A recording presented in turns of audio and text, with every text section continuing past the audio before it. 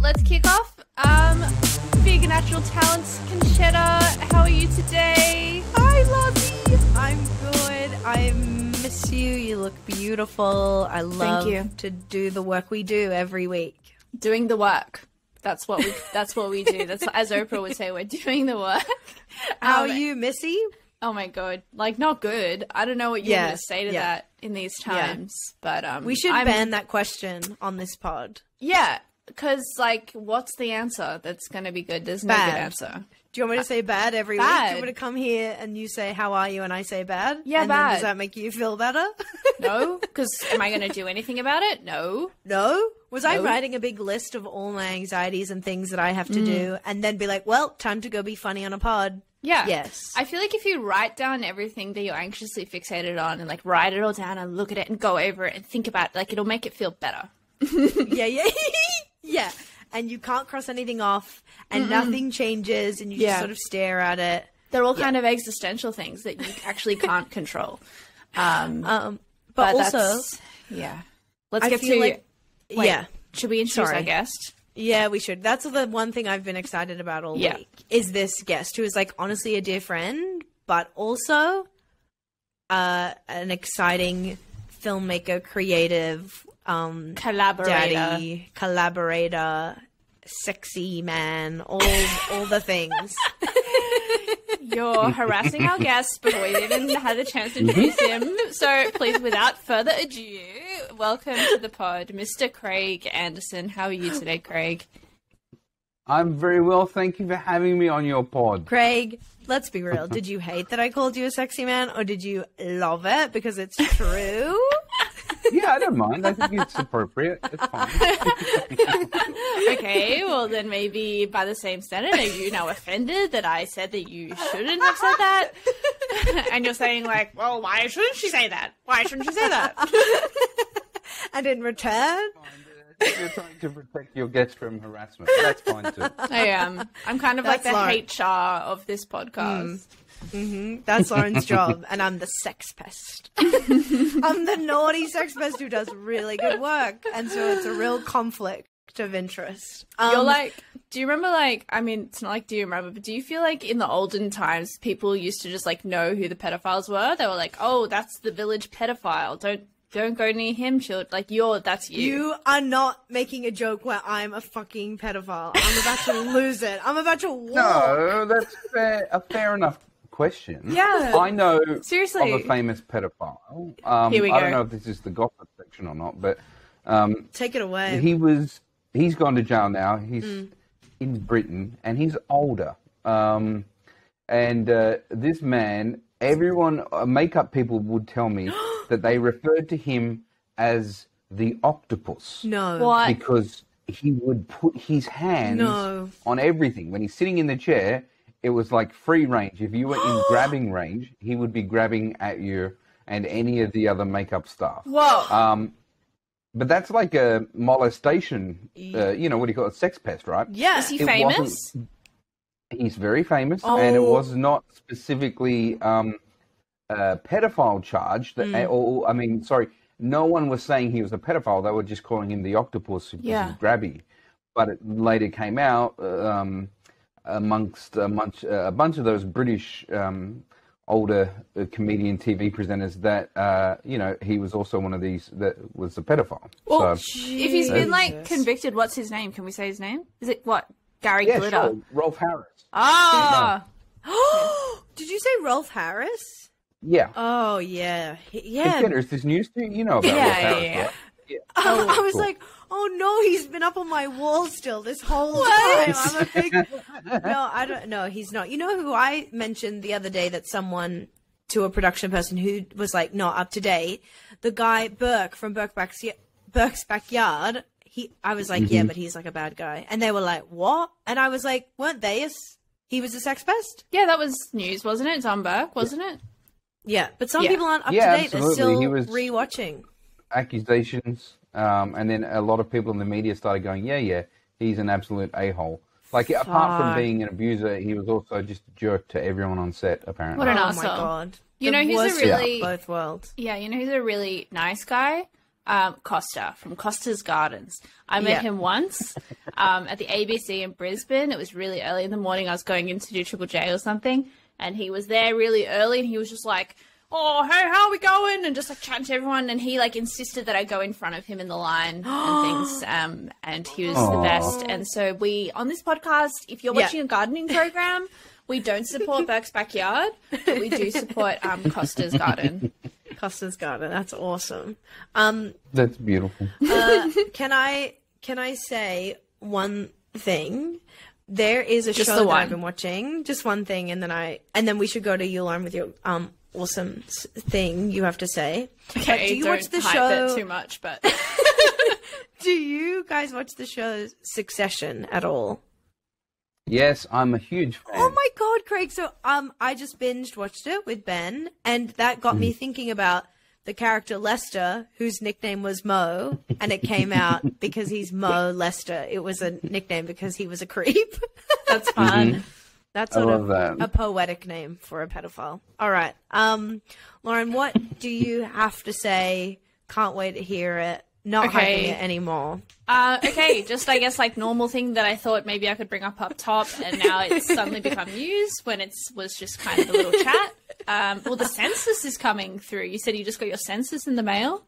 Just got it today. Excited about the census. And I was thinking about if you could put one question on the census, like if you could ask everyone in Australia one question, what would that question be? It would be like, do you think I'm pretty? Yeah, I was like, it would be like, would you want to see a show for like Lauren Bonner do stand-up comedy? Or it would be like, have you seen Lauren Bonner do stand-up comedy? If not, why? It would also be like, do you listen to Big Natural Talents? Yeah. If yes, why? If no, also why? Yeah, because it'd be good, like, because most people would have never heard of it and not listen to it. But it would be, like, good just to put it in there because, like, a few people would be like, oh, I haven't. Like, what is it? It must be pretty important if it's in the census. Craig, what would yours be? I can't think. I've just finished a show for ABC called Australia Talks. Like I worked on it as a producer. You did that. And so, yeah, and there was a lot of, so many, like hundreds of questions. So now I feel like every question has been asked. I do like, the ones that were my favorite in that were, how often do you masturbate and how often do you cry? Oh I thought my those God. were very telling of individuals. Was there correlation? Did you measure the data of, like, did you personalize the data so you could see the people who were masturbating and crying, or were they two separate sets? I don't think you could run those two together, but you could run things like the biggest criers were the Greens, and then next were the Nationalists. Oh my God. Nationals, the people who vote for Nationals. And also Melbourne City Metro was like the biggest crying council. Oh, that's funny. Followed by Sydney. I thought you were going to say they were like the biggest wankers. The biggest wankers were also the Greens, but I wonder if that's just about an openness to admit things as opposed to, I think so. an actual, yeah. The more socially conservative you are. You already asked yours, I guess. You had this. Someone asked you this a long time ago. I actually have a question that I want to ask that could be on the census, and I pose to all of you. But this has come up to me because we're all in lockdown. We're all listening to podcasts. Lauren has said it. I've said it. It's like the only thing worth doing in this world. I admit it. I admit that I'm listening to podcasts sometimes. And I've noticed this. When you go to listen to a podcast that has like a big back catalog, I feel like there's two different ways of doing it, and I'm getting it both answers from people, and I want to know which you do. But do you go back to the beginning because you want to do it like a book and start from the start and then like catch up? Or do you go from the most recent or from like the more recent episodes where they've worked out the kinks and are more into it and then like go the other way? That's my question. How do you listen to a podcast? Interesting. I think like it very heavily depends on the podcast, right? Ooh. So if it was any kind of that, some podcasts are meant to be in order, so I do those in order. Ah. Interesting.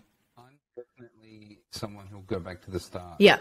because I don't like reverse evolution. Like once they work out a problem and they solve it, it's great because you move forward and you don't have that problem anymore.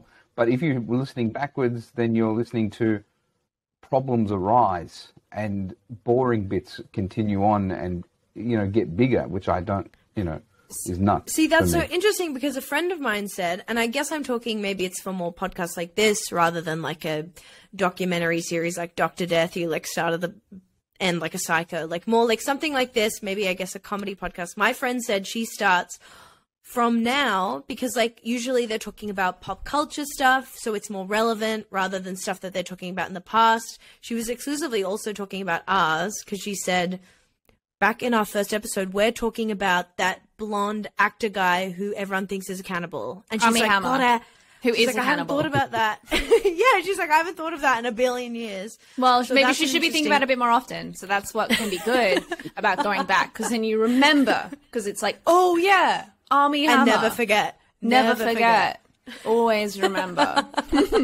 These things should kind of be like cultural knowledge through the ages. I definitely go through, I'm really chaotic about it. I'm not methodical at all. I will like look at all of the different episodes to see what they're about and choose which ones I think look the most interesting and stuff. It's definitely quality over method for me. See, I get really overwhelmed and I'm like, I've got to start from the beginning. How am I supposed to catch up? And then I turn off the podcast and then I cry. So that's what I'm doing. I'm like opening the app, closing the app. We're done. I'm starting an episode and going, this is boring, and starting another one. And then like I'm listening to an episode that was like last night. I was listening to like a murder podcast that I wasn't that into. It was a bit dry. And then I ended up like on my walk, I was just chatting to you.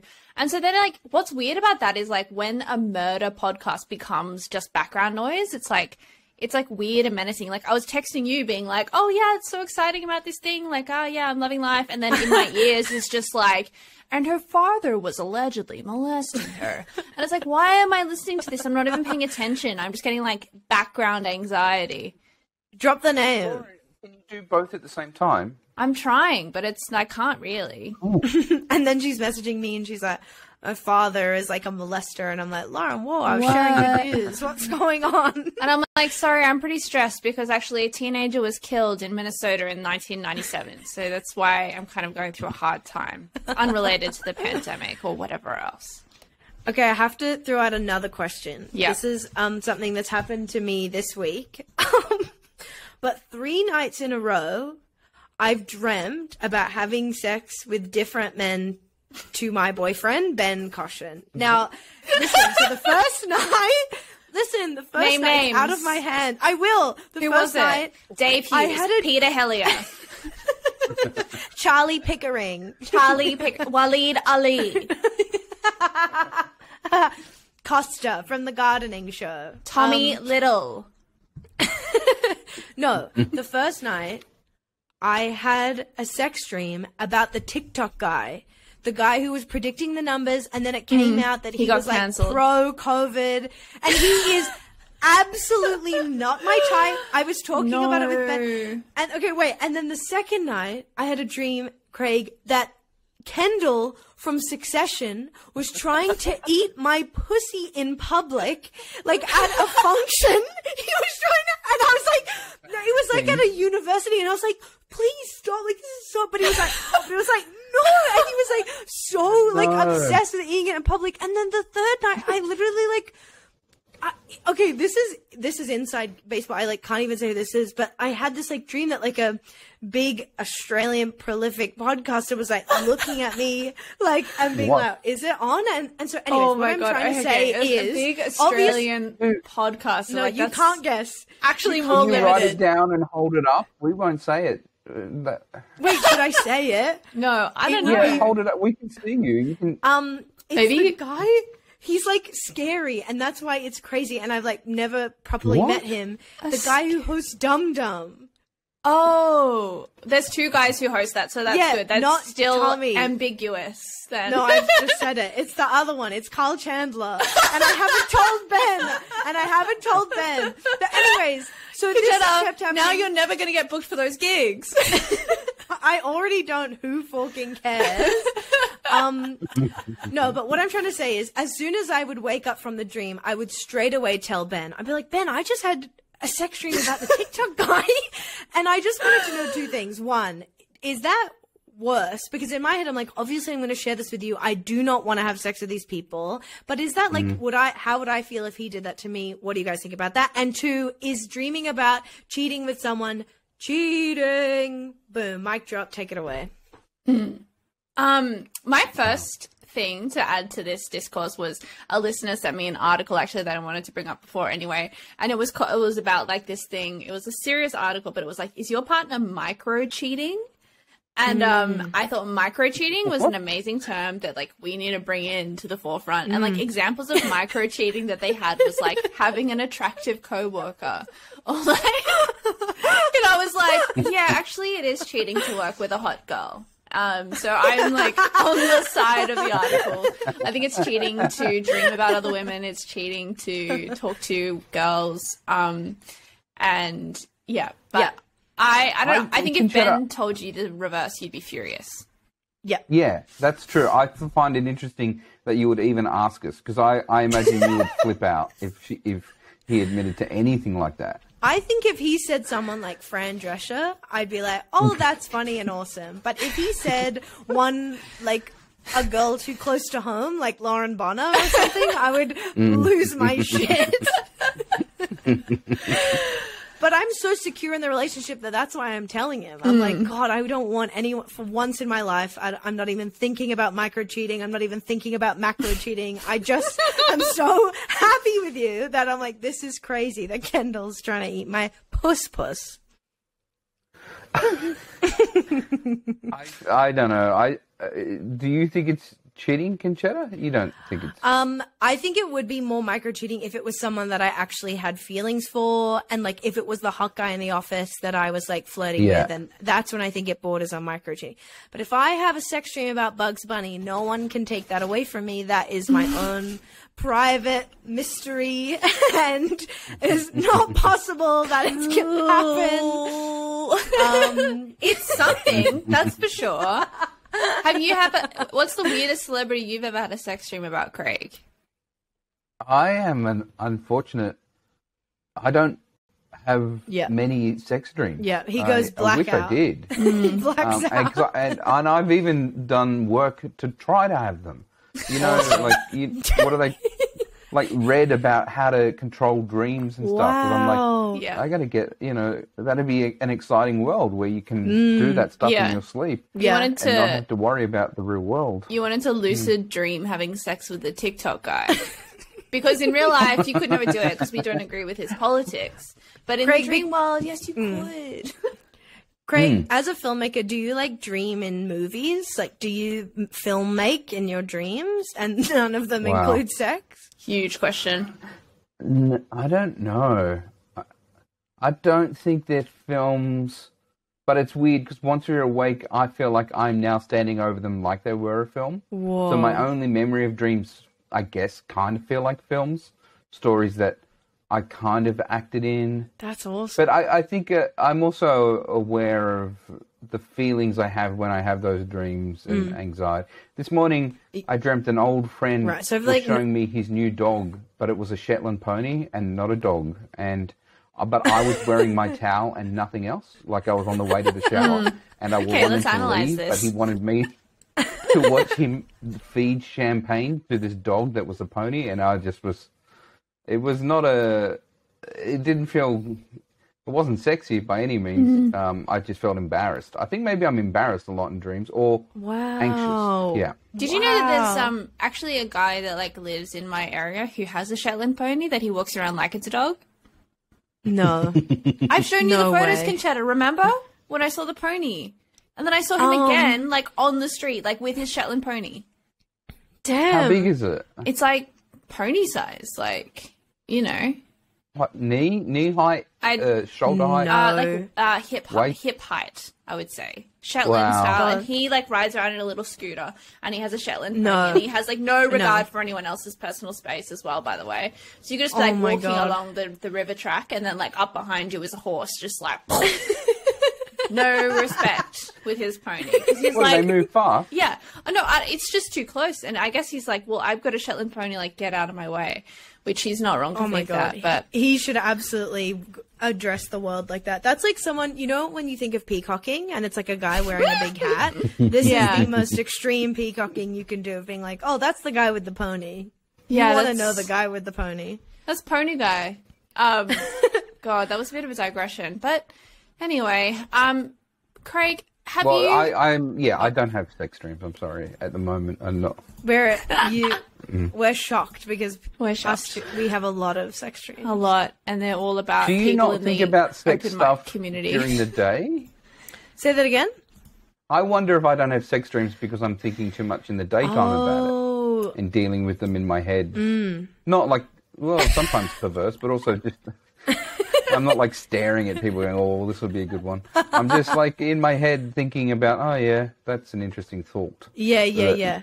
Oh yeah, that would be a weird sexual act for that person or situation. Yeah, I think about that a bit. I'm maybe the opposite then, because then it's all repressed, and then at night time, you know, it's it's TikTok, it's Gladys Berejiklian, it's anyone and anyone, it's Dan Andrews, it's...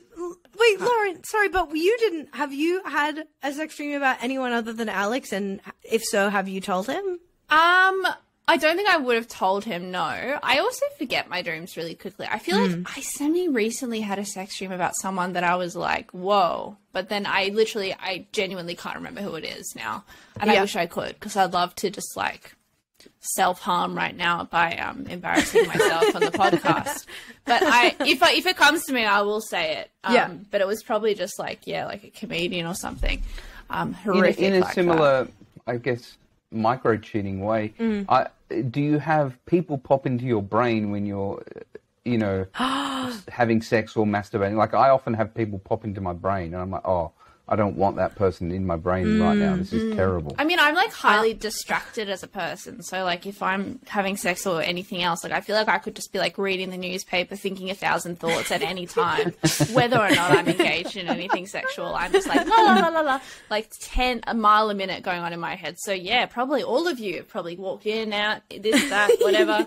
I'm thinking. I was going to say, if anyone's popping into my head, it's usually Lauren, and it's like a podcast issue. So I'm like, I'm having sex with Ben. I'm like, I've got to talk to Lauren about editing the clips. And I'm like, all right, see you later, Lauren. Get out. Oh, wait, pause. Can I just write something down? I had a really good idea for a riff. I just thought of a new tag for this bit. Hang on a sec. Yeah, like I am not mindful at all. No. Okay, I feel like we should get into the gossip, which is a big reason why you're here, Craig. You are sitting on a mountain of it. No sex dreams, but lots of gossip from your big life, bouncing around show business and all the work that you do. And just even before that, let's. What do you want to start with of what you've got? Yeah, have you had a think about any saucy goss, any celebs or minor celebs who are good or bad? Tell me more. It's hard to know what everyone knows and what everyone doesn't know. Assume everyone knows nothing. We know nothing. Well, me and Concetta specifically know nothing about anything. Yeah. And then you do. How do I? Okay, here we go. Don't. You can just say like not a name. I'm trying to work out how not to get in trouble. Yeah, of course. An actor, male. Yeah. Actor. You're killing it. Who is... I'm trying to do it like Crazy Days and Nights or one of those blinds, those gossip websites where people Blind write item. in cryptic. Yeah. Okay. Is... oh, man. This is... like, you probably can't use it if I get to... Do you know what I mean? Yeah. Someone who has... not been shy someone who has in the past been accused of certain things but has gotten I already think I know who you're talking about. Some sort of skirting association with this stuff. Being a sex pest. Has worked here and abroad and is kind of a big deal. Okay. Okay. That's all we need about clues of who it is. That's Leave all it you there. need to know, right? And then... What did they do? So the story comes to me from a friend who worked at a famous live performance venue. You're doing great. Where this performer has a lot of credibility and was doing a sequence of shows, performances at this event, performance space, and would... I think I might know this one. I'm sorry, this is dreadful. Say it, though. Would, at the end of each performance, come backstage into the shower, defecate in his own costume, and leave it on the floor of the shower recess, and go about his day, his business. I've heard that one. The person who had to clean it, I think I might have mentioned maybe it you to told me before. Yeah. And the people who had to clean it said, hey, this is the worst thing, you know. This is dreadful. It happens every single night. Every night. What's going on with it? Was it a character And they choice, said, perhaps? you can't... Was it a funny riff that was just bombing That's every ridiculous. night? What do you call it? A performer in the mode of naturalism. And the people in charge of this person who was going, this is not good, they said, you can't tell anyone, you can't do anything. This performer is too big and fancy to have, you just can't, we can't take action. And also, because this performer is, say, over 40, it could be an embarrassing topic. Oh my God. Everybody knows that it's definitely not an Oh my embarrassing God. That's topic. crazy. That it was Like a power move? domination. Yeah. Oh Yeah. no. I like that's Make wardrobe assistants have to clean up that stuff. imagine being that famous. Like that's how not that I want to do that, but like being so famous that you could even do that and keep working, you know? Because it's like I feel like if I go to a gig and I don't eat the ass of the person, I need to be so polite to just be there because I'm like, thank you so much for having me. And at any point I could derail my career by being rude. But imagine just being able to be that rude and still. Oh my God. That just is unsettling. Yeah. To think that someone's in this world. I go out of my way to be nice because I like to, and it's what you should do, and it's great. But then there are people who are doing the antithesis.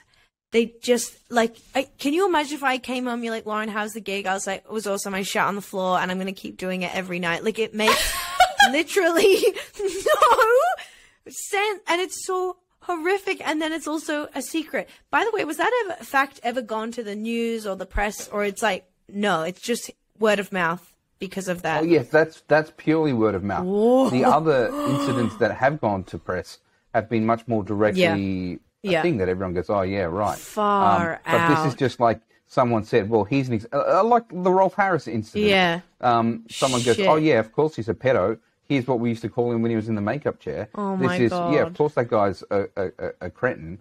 Here's an example from my poor friend who had to clean up his shit every night because he got off on it. Yeah. So funny. Yeah, so there's a dreadful. That's a great good one to start on.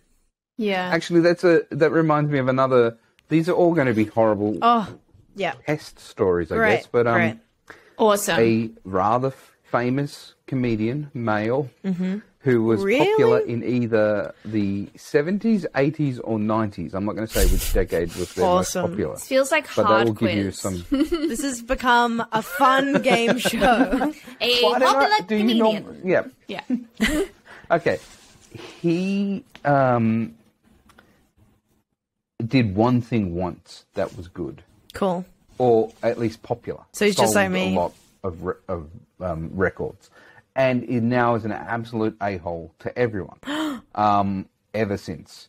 And people don't want to work with him, don't like him. Everyone's got stories of his brash, insane inability to understand that he's sort of a nobody, and his constant fight to say he is a somebody. So that is the character we're dealing with. This comes from a woman, a woman who he was getting married to a bride from another country that was organized through families and tradition, and had never met this bride. And in the days beforehand, went to a salon, like a, what do you call it, a massage parlor? Massage parlor? Not a massage, where you get your facials done and your manicures and your... A beauty salon, yeah. A beauty spa, yeah, beauty something. In an area, eastern suburbs of Sydney, and this comes to me via a makeup artist who was working at that place on this day, and he got nails and face and all this, but then went into the massage, wanted his body rubbed and a rub down, and disgustingly laid on the table, and basically this poor individual had to begin massaging him, then realized he was being weird because he started humping the table. Then he got up after ejaculating into the towel and threw the towel at her and said, "Clean it up." And so she started crying and came running out and said, "He's disgusting." And then everyone inside said, "Get out, get out." And then he said he refused to pay and left. And he didn't even pay. No.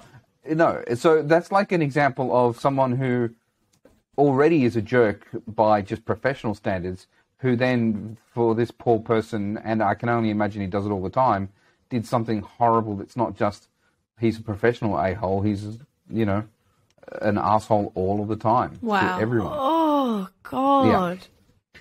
Coming in the gossip? I don't know if this is gossip. I don't know. Sorry. No, this is gossip. Gossip is all colors, and it just is so maddening to think that people, it makes me just want like a giant Me Too movement, like just like clear them out, be like, get out, get out, get out, get out. And you don't, because like in the world we're like, well, that's bad, right? But then the truth of the world is these people get to octopus their way around and just like do whatever they want to do until they are wobble boarding all over the place, and they are tied the kangaroo down right into the industry. Oh my God. And it's impossible to remove them. Well, I've heard that gossip is used by people to, women in particular, I guess, communicate that someone is a bit shit. Yeah. And the fact that it's called gossip allows it to be either false or not false, or not believed or not. But it also protects you if you are spreading gossip, because you are not making a legal statement, so to speak, or a social statement. There's an agreement that, well, this is hearsay, so we can't believe it. So therefore, I can tell you because I don't know if I believe it. But it's also a great way of people going, yeah, watch out for this piece of shit. This is what he gets up to. Yeah, totally. That's the power of gossip, being like, oh, like, hey, did you hear this X, Y, Z?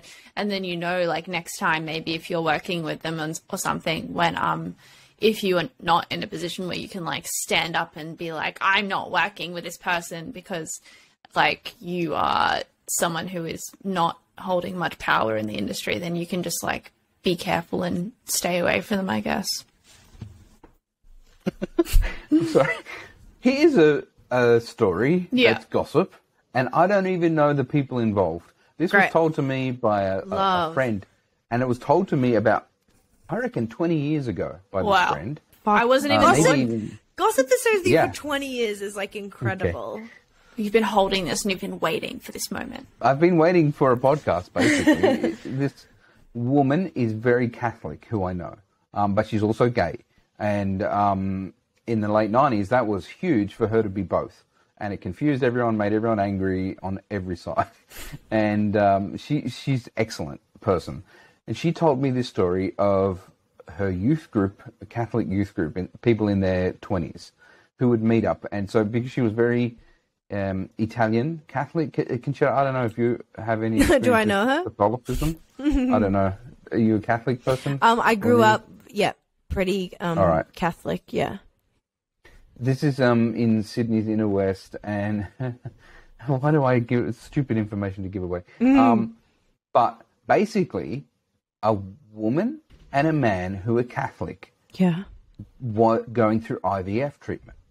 Now, at the time, and I'm not a Catholic, so I don't really understand the rules, but I don't think they were allowed to be doing IVF. Wow. It's like it was a no-no. Can be controversial. Any kind of, you know, like I don't know how things used to work for Catholics back then. If they just adopted and got it over with and accepted God doesn't want them to have a baby. But these two were like, well, no, we want to have a baby. So we will go and get IVF, but we won't tell the church and we won't tell our very religious family and friends. So the only person who got told this story was my friend and told me 20 years ago, because what do they care if some kid from Western Sydney knows the story as well, you know? So I found out this story. Basically, IVF was underway and they had a kid. Now they had 2 more inseminated eggs or eggs that were ready for insemination in the deep freezer that they were planning to use. And because they're very Catholic, they were very adamant that they were going to use those eggs because it would be a sin not to, for some reason, you know, because they were already feeling like they were sinning by removing, you know, well, they would taking it outside of the body. Yeah, they would be fertilized at that point if they are in the deep freezer or whatever. So they would consider them like life. Whoa. Yeah, okay, so they're in a freezer or something, and they can't. They've had 1 kid. After the first kid is born, the man works on building sites, and is in an accident where a backhoe falls on him with the bit that does the stabbing digging, and it falls right on his lower abdomen and groin and leg. Oh my god! And rips it to pieces. So he's really messed up. His dick tore up. And I'm gonna say, like, maybe I am now Catholic because that was God being like, you think you can play me?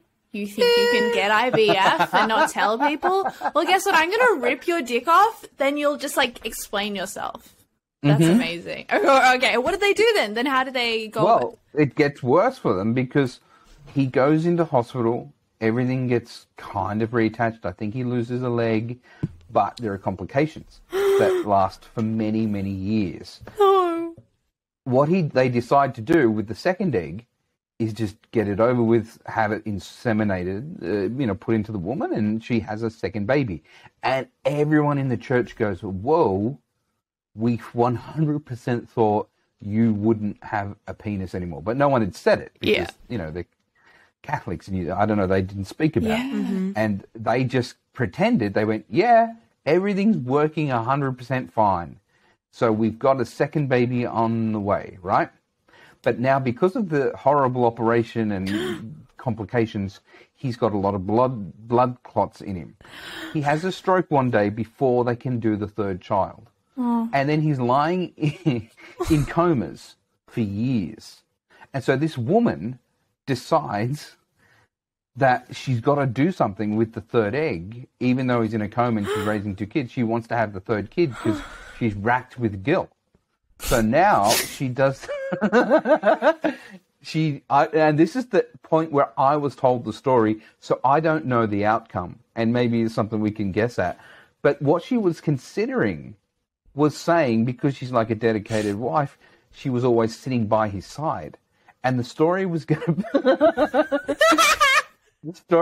to be that he woke up one night and then he was enamored and so happy to be alive. No.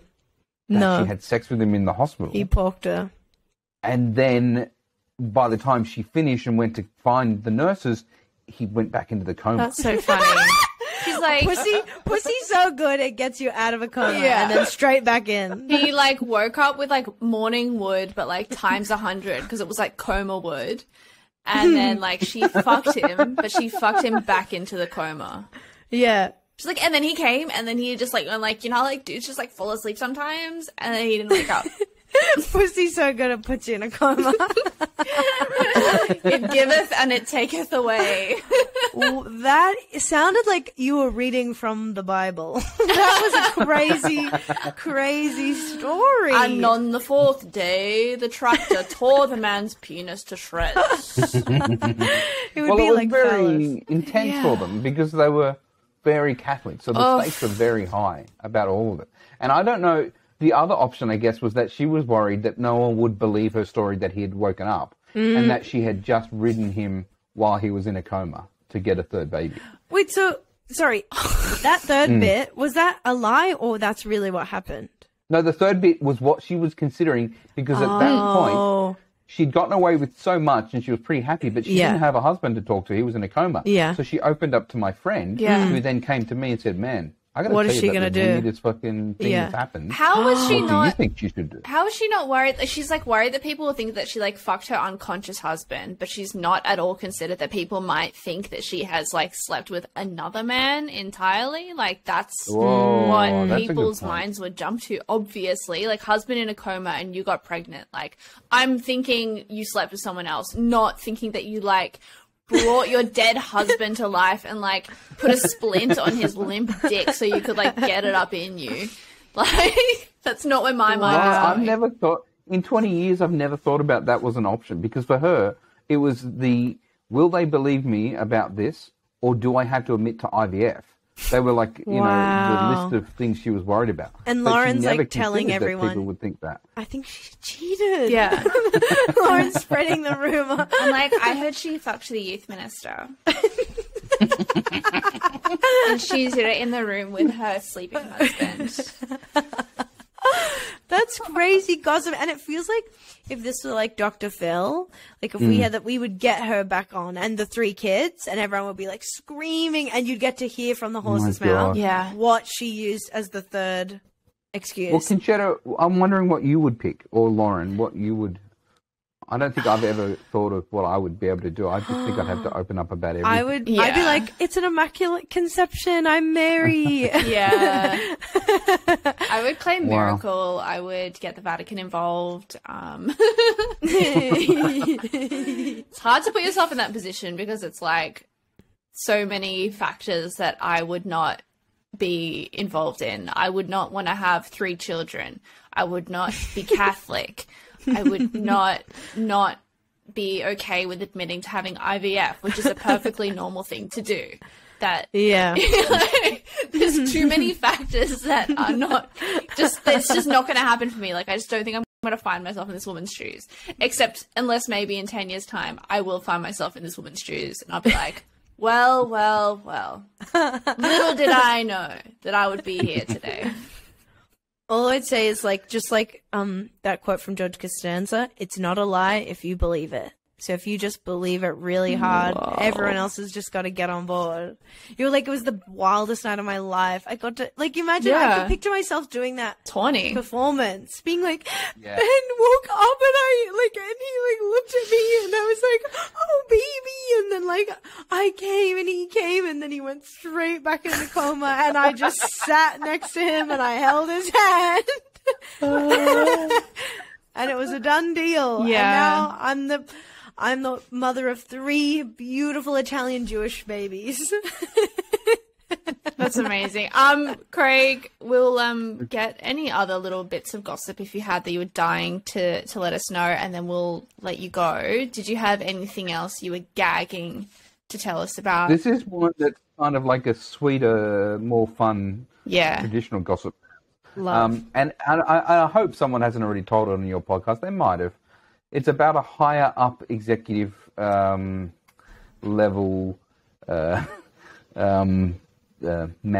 person at a certain network who is well known to comedians and since no longer has that position and is a bit of a joke. Everyone's is like the butt of jokes behind his back when he was in power and now I think openly a lot. But apart from all of the just not being great at the position that he was in, the best story I ever heard was by a writer who was in early one morning on a level of a very grey, depressing building in this network, with lots of desks, and it was like 7:30 in the morning, and they were in early, sitting in a meeting room doing work that looked out into the entire floor. Saw this executive person come in, and this person also had an addiction to a lot of illegal substances, let's say, and this person came in and perhaps hadn't slept and was just moving from desk to desk, picking up used coffee cups and draining them of the dregs. Whoa. And drinking. It just went and apparently put hand in bin to find coffee cups that had little bits of coffee, would tip them into his mouth, and just did the entire floor. And this poor writer just sat there with their mouth dropped, thinking, oh my God, and obviously didn't approach or say anything, and just has since told me the story and other people that story, and it just blows my mind. That's incredible. But can I say, like, can I sit here and judge this man or person when that exact scenario was me, age 19 in nightclubs with people's cans of drinks sitting around? I was quite famous for doing it. All my friends knew that I would drink anyone's drink that they put down. Got confronted a few times by strangers, but always got away with it, and I survived. Is it true? Yeah, that's crazy, Lauren. Before I'm poor, guys. Come on. Oh, that's true. That you just have it's a beer. It's sitting there. It's out there. Of course, I'm going to finish it. This was before COVID existed. We were free then. All we had was cold sores, maybe, if that. That was the biggest risk. Couldn't do that after COVID. Drink people's old drinks. I miss it. I used to do a similar thing with fries at McDonald's. I can see, sometimes. Once I actually went on a date, and it's so weird that this didn't turn me off him at all, but I went on the date and I got there and he had like a platter and he was like, these people just left and they said that I could finish this. They looked nice. Like, can I eat, like, is it weird if I eat this? And I was like, oh no, I love that. I was like, eat it, go off. He's like explicitly talked to them. Yeah, they like, and it looks relatively fresh. No worries. It was some calamari or something. And I was like, yeah, eat it. I'm here. What do you want? Oh, Craig, you were awesome. Thank you so much for your gossip. Wow. Yeah. You're a friend of the pod and just of us in general, and it's a pleasure. Thank you, Concetta and Lauren. I love you both, and I can't wait to see you again soon. Oh, is there anything like you like want to plug or shout out or? I've been working with a nerd friend from high school, actually, on a podcast. He's now the associate professor of film at Sydney Uni, and I listen to a lot of film podcasts, but they're mostly comedians just talking nonsense. I'm doing this podcast with him. We've been working on it for 12 months. It's the most densely academic, ridiculous study of film. When's it come out? But I'm trying to. It's coming out in a couple of months, and it's called Film versus Film, and we just compare two films and talk about them. All right. Yes. It's fun. It's finally some people talking real very sense about movies. We don't need comedians saying garbage about films. We need to hear the facts of the film and the real analysis. The truth. The facts, absolutely. All right. Thank you so much, Craig. Thanks for coming on. Okay, so let's get to some listener gossip because we actually have so much. And so if you sent us stuff and you haven't heard it yet or whatever, we do like work through it kind of over the week. So it doesn't mean we've forgotten it or lost it. Although there is a possibility that we have lost it because we are disorganized, stupid bimbos. But I have some gossip. I've got the first one is from the Curious Cat. So that is Curious Cat, Big Natural Talents. If you want to send us something totally anonymous, we can't even see who it comes from. It just comes from anonymous. That's the perfect place to do it. This person, I was just reading it through. This person was inspired by our informant the other week telling us about her workplace being awesome, crazy from like a government job. She said that she, when she was only 20. Actually, I'm assuming that this is a she, so because she talks about perfume, but it could be either one or whatever. I'm just going to say she. When she was 20, she was working for like a state government department, and there was a guy in her team who was in his mid-40s, and he was married as well, but they like got on pretty well. And then once they arrived at work together at the same time and they got in the elevator together and it was just them in the elevator and he said, "Are you wearing perfume?" And she said, "Yes." And he said, "It smells nice." And then she says that he leant in and sniffed her neck, like brushed the hair off her neck and smelled her neck. His nose touched her neck. And then he whispered, "You're so dangerous," just as the elevator doors were opening to our floor. And, then, and they both got out of the elevator and never talked about it or mentioned it again. Oh my God, that is horrific. And also, if that was taken out of the pages of 50 Shades of Grey, no one would know the difference. Like, that was in Grey's Anatomy. That was like... You know, but hearing it like this is like frightening. Just being like, "You're so dangerous." Like, okay. Okay, Ariana Grande. Okay. Like, am I disgusted? Yes. Am I jealous? Yes. Yes. A guy's doing that to me. He's moving my hair, sniffing me, and he's like, "You're stinky." Yeah. That's what guys are saying to me. He'd be like, "You have the fungus." "You smell fishy." I thought that was incredible. And then that's incredible. I've got some email gossip. I've got this one from my friend who I went to school with. She's given us so much goss. And it's like not that long, but I'll have to I'll tell the tale for you. So she was at a music festival in the Blue Mountains, and she saw a guy there, and she says like, "I saw him at the bar, and he just like had a beard," and I was like, "Oh my God, I'm in love with this guy." And I was like, "We've all been 22. We've all been there. We've all been 22 and seen a beard for the first time. We stand, we sympathize." And so then she like was talking to this guy, and it turned out he lived in the Blue Mountains. And isn't that always the risk of going to a remote music festival, that you might meet someone and they might live far away? And so she was like chatting to this guy, and then the next week they planned to get drinks. He was like going to come down her way because he was like an hour and a half away in the mountains. And then she like met up with him for a drink, and they went on a few dates, and it was like pretty good vibes. And then eventually he was like, "What if we got a hotel room? Because I live so far away." And she was a bit off that. She was like, like, I don't know, it's kind of weird.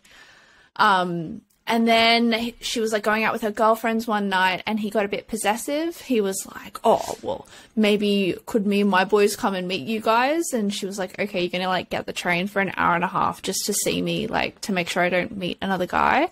And she was kind of off him at that point. And then she did kind of break it off with him. And afterwards he was like pretty annoyed and like jealous and stuff. And she was like, "Okay, well, this proves my point that like I didn't like you as much as you liked me, and it was weird, and he was far away."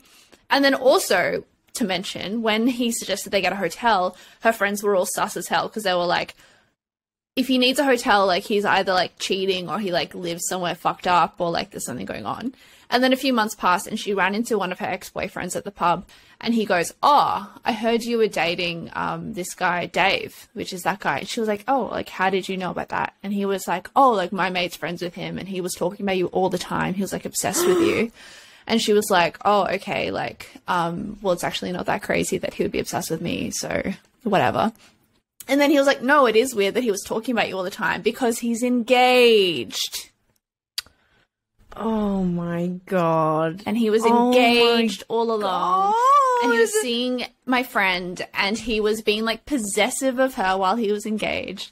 And he was even like telling his friends about seeing her, like when he was engaged. Like, is that like, does the bro code extend that far that you could just be like pulling this shit? For some bros, yes. Like, but you're really testing the waters. Yeah. By just throwing that out there. Surely one bro is like, "Bro, what about the fiance?" Bro, I know that there's the bro code, but it's complicated, I guess. Oh my God. It's just some horrific stuff. If you're engaged, horrible. A hotel's not a great vibe. Okay, I've got some crazy little gossip that comes from the Instagram. This is a year 12 story for someone. And it was the last week of year 12.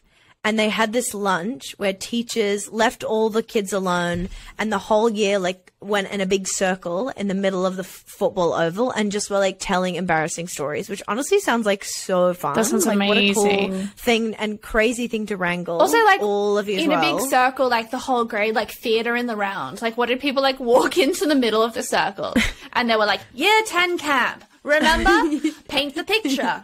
I was there in my kayak and Damien pissed his pants. And like everyone laughs. Like that would create Absolutely. like you need some charisma to own that circle. Absolutely. So this person was saying most of the stories were just about people being drunk and nothing too spicy. But then one kid, a kind of like silent goth sort of guy, tells the story about how at the start of the year at school, he unwrapped a fantail, put it in his foreskin for a few seconds, took it out, wrapped it up again, and threw it into a crowd of the jock guys he doesn't like. And that one of them ate it, and he knows who it was, but he chose not to say because that's funnier. So then the whole group in the circle were freaking out for the rest of the story time. And then it ends and everyone starts to dissipate and he gets them again at the last moment and goes, oh yeah. And by the way, it was, and identified the guy. And the person telling me this was like, somehow the guy got away unscathed. Like everyone just bullied the guy who ate the fantail rather than what we would famously know in a movie scenario, bully the goth. Or even in a live scenario, bully the goth. Yeah. Is that not a crazy tale? That's amazing, and that's like a fan tale. Yeah, that's a fan tale, and that is a goth's revenge. That's what that is. Revenge of the goths. He got his. He really won. That's awesome. Okay, and I have another kind of school one that I also loved. And this person was just like, so someone in school made a sex tape with an impulse can. And like, was that like my school? Wait. Yeah, so this the person says, I feel like every school had an impulse girl. Yes. And I said, I had to clarify, I was like, sorry, do you mean someone is masturbating or something with, like, what are they doing? And she was like, an impulse can was used to masturbate in one vid. And then she also had one, this is obviously a specific story, but like one fucking like 3 guys from the grade above. And she became known as Impulse Girl for all of high school. It is crazy for them to make like this teen girl perfume and make it like perfectly cock-sized. Because that is the impulse can. Like they know what they're doing with that. Yeah, and she was like, everyone at a school had like a hairbrush girl or a Rexona girl. Rexona girl. Yeah, I feel like that happens, which is like, ooh, it's icky because they're children. And yes, that's rough. That is crazy. Even if it's probably usually just like a rumor, isn't it? Like you can never like, cause in my head, like immediately I was like, don't say if that was someone from my school who sent that in. But it's like in my head, I was like, oh yeah, I think I remember that like happening. But it's like, did I see the footage? No, it was a rumor. It was gossip. But let me tell you, I'm sure at least one schoolgirl has shoved a can. Oh yeah. Where she wanted to. Many. Many can. Many have, and many have not documented it, and many have never discussed it, probably. It definitely has happened. I had another good email one, which was from a listener. So this was kind of a small town as well. So a girl at her school was dating like a fucked up drug dealer for a while, and then she broke up with him. And he got really upset and he got her name tattooed on his dick. No. And so he had like a tattoo of this girl's name on his dick. But the girl's name, which I don't know what the girl's name is, but it was like she had a name that was in a different language. And you know how like names have meanings? You know, like Concetta means conception or something. Yeah. This girl's name in her language meant like a small offering or package, like a small offering you'd bring to someone's home. So he sent her a photo of his tattooed dick and said like, it's yours forever, and had her name tattooed on it. But like her name meant like this small package. Oh, that is so poetic. It is, isn't it? You couldn't even make that up. Isn't that beautiful? And then there was from the same person, there was another guy who lived in a town a few hours away, and like every girl had always like had received like an unsolicited Facebook message from him. He was like that annoying guy. Like he'd messaged everyone. And then she heard that he had a shoebox full of cum under his bed. No. Are we talking loose cum in a shoebox, or are we talking a box full of cum in tissues in a shoebox? So, if we want to get into cum box, there is kind of a cultural phenomena as well attached. I think like what she means is like, because like, you know when like teen boys like jerk off, they would like wipe their cum up with like some kind of rag or something. So gross dudes probably have like these cummy rags all over their bedrooms. We should get like maybe a man on to confirm this. But I think she means like he like had a shoebox that he cummed in every time. But that reminds me, because there was like a famous Reddit post which was called like the cum box, and it was someone who like posted photos of that. Basically, they had kept a shoebox that they cummed into for years and years, and the cum was like blackened, and it had like deformed the box, and it was it's a whole thing. So you could look that up if you want. I'm looking it up. And everyone else should do the same. I don't think we can put pictures of that on our Instagram. Maybe that is too horrific. No. Oh, I've already found it. So if you want to see the cum box, you can just look up cum box. Do that on your own time. Do that on your own watch. We're not going to be putting those photos on our feed. You've seen it, Concetta? My mouth is open. I have nothing more to say or do. Talk me through it. How you feel? Oh my God, it's... all you can see is discoloration. Yeah, is what I'd say. When you think of cum, you famously think white, clear, pure, transparent, clean. And then you see this, and you're like, "What? It's black. It's brown. It's like, what's happened? What's this guy's diet?" Someone's taken a blowtorch to it. Something is wrong. I guess it's kind of like, it makes me think about, you know, in Super Size Me, how the guy has like a cheeseburger and he keeps it for 10 years and it still looks perfect. That's what cum should be like. That's what cum should be like, but it doesn't. It immediately turns foul. Yeah, because cum is sin, so everyone knows that. It's organic, that's why. It's all natural. This has been a bumperette. It really has. It's been a longer one. Do you have any other Instagram goss or anything that you want to do today? I have so much. I might let you choose. I have a long story about a guy who worked with a scammer, which then there's like a news article, or there's a short one about someone being naked in the moon, or I can give you stuff about people having sex at school, or teachers fucking. I've categorized everything, or teacher-student relationships. How about we do the teachers fucking, actually? Because did we do that last time? Because I remember I read it last time. I wanted to say it, but then we didn't do it, about the person who worked at a school who gave us this intel.